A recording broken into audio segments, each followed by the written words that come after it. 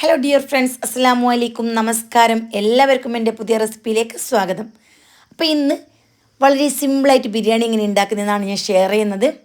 അപ്പോൾ ഇത് ബാച്ചിലേഴ്സിനും ജോലിക്ക് പോകുന്ന സ്ത്രീകൾക്കും പുരുഷന്മാർക്കും അതേപോലെ മടിയന്മാരായ കുറേ സ്ത്രീകൾ ഉണ്ടാവുമല്ലോ, അപ്പോൾ അവർക്കും വേണ്ടി ഉണ്ടാക്കുന്ന അടിപൊളി റെസിപ്പിയാണ്. ഈ ബിരിയാണി ഉണ്ടാക്കാൻ വേണ്ടിയിട്ട് 3 ടേബിൾ സ്പൂൺ മുഴുവനായിട്ടുള്ള കുരുമുളകും 4 ടേബിൾ സ്പൂൺ മല്ലിയും 2 ടേബിൾ സ്പൂൺ പെരുംജീരകം, 1/2 ടേബിൾ സ്പൂൺ ചെറിയ ജീരകം, ഏലക്ക 6 എണ്ണം, ഗ്രാമ്പു 7 എണ്ണം, 3 പീസ് പട്ട, ഇത് ഇത്രയും എടുത്തിട്ടുണ്ട്. 2 തക്കാളി, 2 വലിയ സൈസിലുള്ള ഉള്ളി, കുറച്ച് കറിവേപ്പില.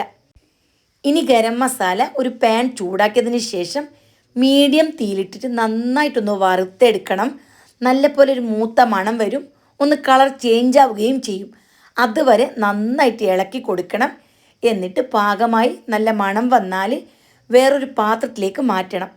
ചൂടാറിക്കഴിഞ്ഞാൽ നല്ല നൈസായിട്ടൊന്ന് പൊടിച്ചെടുക്കണം. അപ്പോൾ എന്തെങ്കിലും ഡൗട്ട് ഉണ്ടെങ്കിൽ ഒന്ന് കമൻറ്റിൽ ചോദിച്ചാൽ മതി. പിന്നെ 1 കിലോ ബീഫാണ് എടുത്തിട്ടുള്ളത്. 1 കിലോ ബീഫ് നല്ലപോലെ കഴുകി വെള്ളം വാലാൻ വേണ്ടി വെച്ചിട്ടുണ്ട്. വെള്ളം വാർന്നു കഴിഞ്ഞാൽ കുക്കറിലേക്ക് ഇട്ട് കൊടുക്കണം. ഇനി ഇതിലേക്ക് 50 ഗ്രാം ഇഞ്ചി, 25 ഗ്രാം വെളുത്തുള്ളി, ഇത് ചെറുതായിട്ട് അരിഞ്ഞോ അല്ലെങ്കിൽ ചതച്ചോ ചേർത്ത് കൊടുക്കണം. പിന്നെ 2 തക്കാളിയും കട്ട് ചെയ്ത സവാള, അതേപോലെ തന്നെ കറിവേപ്പില, ഇത് ഇത്രയും കൂടി ഞാൻ ചേർത്ത് കൊടുത്തിട്ടുണ്ട്. പിന്നെ ഇതിലേക്ക് വേണ്ടത് മഞ്ഞൾപ്പൊടിയാണ്. 1/2 ടീസ്പൂൺ മഞ്ഞൾപ്പൊടി ചേർത്ത് കൊടുക്കണം. നല്ല ഫ്രഷ് ആയിട്ടുള്ള ഞാൻ വീട്ടിൽ പൊടിച്ചെടുത്ത മഞ്ഞൾപ്പൊടിയാണ്. പിന്നെ 1 ടേബിൾ സ്പൂൺ ഉപ്പിൻ്റെ പൊടിയും ഗരം മസാല ഉണ്ടല്ലോ നമ്മൾ പൊടിച്ചെടുത്തത്, അതും കൂടി ചേർത്തിട്ട് കൈ വെച്ചിട്ട് നന്നായിട്ടൊരു 4 മിനിറ്റെങ്കിലും ഞെരടിയെടുക്കണം. നല്ലപോലെ തിരുമ്മണം. തക്കാളിയിൽ നിന്നും സവാളയിൽ നിന്നെല്ലാം ജ്യൂസ് ഇറങ്ങി വരുമല്ലോ, ആ ഒരു പരുവത്തിൽ നന്നായിട്ടൊന്ന് മിക്സ് ചെയ്തതിന് ശേഷം മൂടി വെച്ച് നമുക്കിത് വേവിച്ചെടുക്കണം. എൻ്റെ കുക്കറിൽ മീഡിയം ടു ഹൈ ഫ്ലെയിമിൽ 8 വിസിൽ വരുന്നത് വരെ വേവിച്ചെടുത്തു. നന്നായിട്ട് വെന്തിട്ടുണ്ടായിരുന്നു.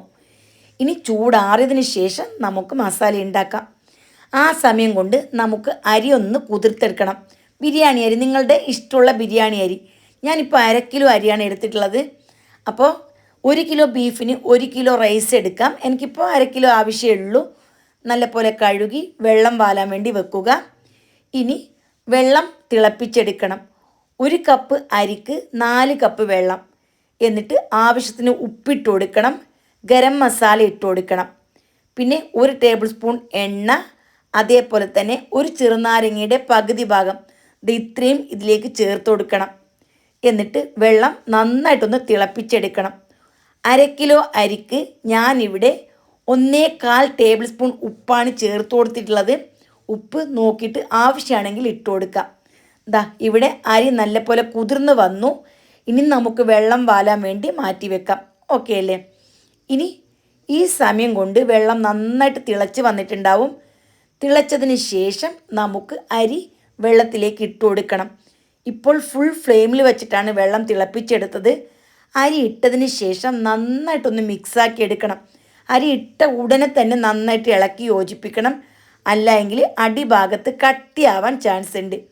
ഇനി നല്ലപോലെ മിക്സാക്കി ഹൈ ഫ്ലെയിമിൽ തന്നെ ഞാൻ 6 മിനിറ്റ് വേവിച്ചെടുത്തു.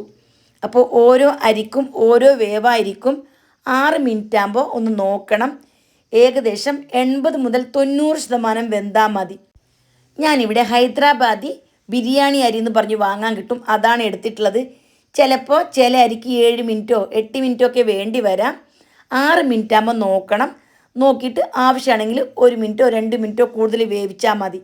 എന്നിട്ട് വെള്ളം വാലാൻ വേണ്ടി വെക്കുക. ദാ ഇവിടെ ബീഫെല്ലാം നല്ലപോലെ സ്റ്റീമെല്ലാം പോയിട്ടുണ്ട്. ഇനി ഒരു പാനിലേക്ക് ഇട്ട് കൊടുക്കണം.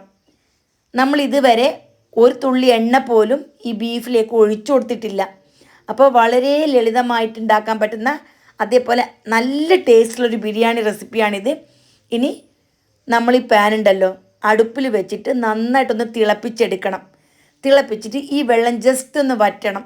കൂടുതൽ കുറുകി പോവണ്ട, നല്ല ഡ്രൈ ആയി പോവണ്ട. അത്യാവശ്യം ജ്യൂസി പോലെ ആയിരിക്കണം, കുറച്ച് ഗ്രേവി വേണം. എന്നിട്ട് ഇതിലേക്ക് അല്പം വെള്ളമൊക്കെ വറ്റി കഴിയുമ്പോൾ 2 സവാള നന്നായിട്ട് ഗോൾഡ് കളറാവുന്ന രീതിയിൽ ഫ്രൈ ചെയ്ത് ഇതിലേക്ക് ചേർത്ത് കൊടുത്തു. അതേപോലെ ആവശ്യത്തിന് മല്ലിയിലയും കൂടി ചേർത്ത് വീണ്ടും നന്നായിട്ടൊന്ന് മിക്സാക്കി എടുത്തു. ഇനി ചൂടോട് കൂടി തന്നെ ഇതിലേക്ക് റൈസും കൂടി ചേർത്ത് കൊടുക്കണം. അടിപൊളി ടേസ്റ്റുള്ള മസാല റെഡി ആയിട്ടുണ്ട്. നമുക്ക് ഇനി ഇതിലേക്ക് ചോറ് ചേർത്ത് കൊടുക്കാം. ചോറും കൂടി ചേർത്ത് കൊടുത്താൽ നമുക്ക് ദമ്മിട്ട് ഈ ബിരിയാണി ഉണ്ടാക്കാം. അപ്പോൾ ഇത്രയും എളുപ്പത്തിലുള്ള ഒരു ബിരിയാണി നിങ്ങൾ ഇതുവരെ ട്രൈ ചെയ്ത് കാണില്ല. അതേപോലെ തന്നെ ഭയങ്കര ടേസ്റ്റ് എന്ന് പറഞ്ഞാൽ തീരില്ല, അത്രയും ടേസ്റ്റി ആയിട്ടുള്ളൊരു ബിരിയാണിയാണിത്. ഞാൻ ആവി മുകളിലേക്ക് പെട്ടെന്ന് വരാൻ വേണ്ടി ഇതേപോലെ ഓൾസ് ഇട്ട് കൊടുക്കുന്നുണ്ട്. ഇനി സവാള ഫ്രൈ ചെയ്ത എണ്ണയുണ്ടല്ലോ, ഞാൻ തേങ്ങെണ്ണയിലാണ് ഫ്രൈ ചെയ്തത്. ആ എണ്ണ ഇതിൻ്റെ മുകളിലേക്ക് ഒഴിച്ചു കൊടുക്കണം.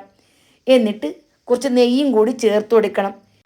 സാധാരണ കാറ്ററിംഗ് അതേപോലെ കല്യാണ വീട്ടിലൊക്കെ ഉണ്ടാക്കുന്ന ബിരിയാണി ഉണ്ടല്ലോ, ഈ ബിരിയാണി ഉണ്ടാക്കുന്ന സമയത്ത് നെയ്ച്ചോറിലേക്ക് 50 ml നെയ്യും 50 ml വെളിച്ചെണ്ണയുമാണ് 1/2 കിലോ അരിക്ക് ചേർത്ത് കൊടുക്കേണ്ടത്. ഇനി ഇത്ര എണ്ണയും നെയ്യൊന്നും വേണ്ടാന്നുണ്ടെങ്കിൽ നിങ്ങൾക്ക് ഇതിൽ മാറ്റമൊക്കെ വരുത്താം. പിന്നെ കുറച്ച് ഫുഡ് കളറും കൂടി ചേർത്ത് കൊടുത്തിട്ടുണ്ട്. ഈ ഭാഗം വേണ്ടാന്നുണ്ടെങ്കിൽ സ്കിപ്പ് ചെയ്യാം. വീഡിയോക്ക് ഒരു ഭംഗിയെല്ലാം കിട്ടാൻ വേണ്ടിയിട്ട് ഞാനിവിടെ ചേർത്ത് കൊടുത്തിട്ടുണ്ട്. പിന്നെ അല്പം മസാല ഞാൻ എടുത്തിട്ട് ആ മുകളിലേക്ക് ഇങ്ങനെ വിതറി കൊടുക്കുന്നുണ്ട്. അത് ജസ്റ്റ് ഒരു കളറിന് വേണ്ടിയും പിന്നെ കാണാൻ ഭംഗിയും ഒക്കെയാണ്. എന്നിട്ട് മൂടി വെക്കണം. അടിയിൽ പഴയൊരു പാൻ വെച്ച് കൊടുക്കണം. പാൻ നന്നായിട്ട് ചൂടായതിന് ശേഷമാണ് ബിരിയാണി പോട്ട് വെച്ച് കൊടുക്കേണ്ടത്. എന്നിട്ട് ചെറിയ തീയിൽ 15 മിനിറ്റ് ഇതൊന്ന് ദം ചെയ്തെടുക്കണം. അപ്പോൾ പ്രത്യേകം ശ്രദ്ധിക്കണം, മസാല നല്ല പോലെ ഡ്രൈ ആവാൻ പാടില്ല. അതേപോലെ അടിയിൽ നല്ല പോലെ ഫ്ലെയിം വെക്കാനും പാടില്ല. ചെറിയ തീയിലാണ് ദം ചെയ്തെടുക്കേണ്ടത്. മസാലയ്ക്കും നെയ്ച്ചോറിനും രണ്ടും ചൂടുണ്ടായിരിക്കണം ദം ചെയ്യുന്ന സമയത്ത്. ആ ഒരു കാര്യവും എല്ലാവരും ശ്രദ്ധിക്കുക. ഇനി 15 മിനിറ്റിന് ശേഷം തീ ഓഫ് ചെയ്ത് ഒരു 10 മിനിറ്റിന് ശേഷം നമുക്ക് സെർവ് ചെയ്യാം. ഒരു ബൗളെടുത്തതിന് ശേഷം ഇതിലേക്ക് കാഷ്യൂനട്ടും കിസ്മിസും മല്ലിയിലയും അതേപോലെ ഫ്രൈ ചെയ്ത് വെച്ചിരിക്കുന്ന സവാള ഉണ്ടല്ലോ, അതൊക്കെ ഒന്ന് വിതറി കൊടുക്കുന്നുണ്ട്. എന്നിട്ട് ഏറ്റവും താഴെ ഭാഗത്തായിട്ട് ബീഫ് വെച്ച് കൊടുക്കണം. എന്നിട്ട് ഇതിൻ്റെ മുകളിലായിട്ടാണ് റൈസ് ഇട്ട് കൊടുക്കേണ്ടത്. അപ്പോൾ ഇതൊരു ഭംഗിക്ക് വേണ്ടിയിട്ടാണ്. അപ്പോൾ ഇങ്ങനെയൊന്നല്ല, മിക്സ് ചെയ്തിട്ട് നിങ്ങൾക്ക് വേണ്ട രീതിയിൽ സെർവ് ചെയ്യാം. അപ്പം ഞാൻ ഇങ്ങനെയാണ് സെർവ് ചെയ്യുന്നത്. ഇനി ചോറ് നന്നായിട്ട് ഇട്ട് ഒന്ന് പ്രസ് ചെയ്ത് കൊടുക്കണം. എന്നിട്ട് ഞാൻ വേറൊരു പാത്രത്തിലേക്ക് കമഴ്ത്തി കൊടുക്കുന്നുണ്ട്. നമുക്കിതേപോലെ ഷേപ്പിൽ കിട്ടാൻ വേണ്ടിയിട്ടാണ് ഇങ്ങനെ ചെയ്യുന്നത്. അപ്പോൾ നിങ്ങൾ ഇങ്ങനെയൊന്നും ചെയ്യേണ്ട ആവശ്യമില്ല. നിങ്ങൾക്ക് ഏത് പ്ലേറ്റിലാണ് സെർവ് ചെയ്യുന്നത് ആ പാത്രത്തിലേക്ക് മാറ്റിയാൽ മതി. അപ്പോൾ എല്ലാം നന്നായിട്ടൊന്ന് മിക്സ് ചെയ്തെടുക്കണം. അടിയിലുള്ള മസാലയും മുകളിലുള്ള റൈസും ഒക്കെ നന്നായിട്ട് മിക്സാക്കി എടുക്കണം. എന്നിട്ട് സെർവ് ചെയ്യാം. അപ്പോൾ ഇത്രയും ടേസ്റ്റി ആയിട്ടുള്ള അടിപൊളി ബിരിയാണി ഉണ്ടല്ലോ, ഇത്ര എളുപ്പത്തിൽ നിങ്ങൾ ചെയ്തിട്ടുണ്ടോ? ഇതേ രീതിയിൽ തന്നെ നമുക്ക് ചിക്കൻ ബിരിയാണി ഉണ്ടാക്കാം. അപ്പോൾ ചിക്കൻ ബിരിയാണി ആകുമ്പോൾ ചിക്കൻ കുക്കറിൽ വേവിക്കണ്ട, നമുക്ക് അടുപ്പിൽ സ്റ്റൗവിൻ്റെ മുകളിൽ വെച്ചിട്ട് വേവിച്ചെടുത്താൽ മതി. അപ്പോൾ ബിരിയാണി ഇഷ്ടപ്പെട്ടാൽ ഇപ്പോൾ തന്നെ ഹൈപ്പ് എന്നൊരു ഓപ്ഷൻ ഉണ്ട്, അതൊന്ന് എനേബിൾ ചെയ്യണം. അതേപോലെ സബ്സ്ക്രൈബ് ചെയ്യണം. അപ്പോൾ വീണ്ടും കാണാം. Bye bye.